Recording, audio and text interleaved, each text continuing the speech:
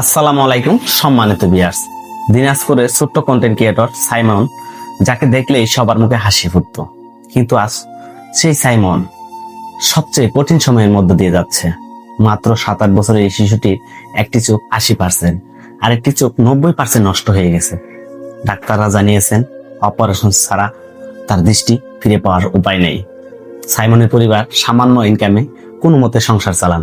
এই অবস্থায় 15-16 লাখ টাকা অপারেশন খরচ তাদের পক্ষে বহন করা অসম্ভব। সাইমন বলেছেন, আমার জন্য দোয়া করবেন। এক সময় যে ছেলেটা ক্যামেরার সামনে দাঁড়িয়ে সবাইকে আনন্দ দিত, আর সে নিজেই অন্ধকারের দিকে এগিয়ে যাচ্ছে। একটা অপারেশন হয়তো পুরো জীবনটাই বদলে দিতে পারে। আপনার সামান্য সাহায্য কোনো পরিবারের কাছে হতে পারে আশীর্বাদ। একটি শিশুর চোখে ফিরিয়ে দিতে পারে নতুন সকাল। আপনাদের দেওয়া প্রতিটি টাকা সরাসরি সাইমনের চিকিৎসার জন্য ব্যয় করা হবে। আপনাদের সহায়তা, আপনাদের শেয়ার সবাই সাইমনের জীবনে আলো হয়ে ফিরবে। সাইমন এখনো হাসে, কারণ সে বিশ্বাস করে মানুষ মানুষের জন্য, জীবন জীবনের জন্য।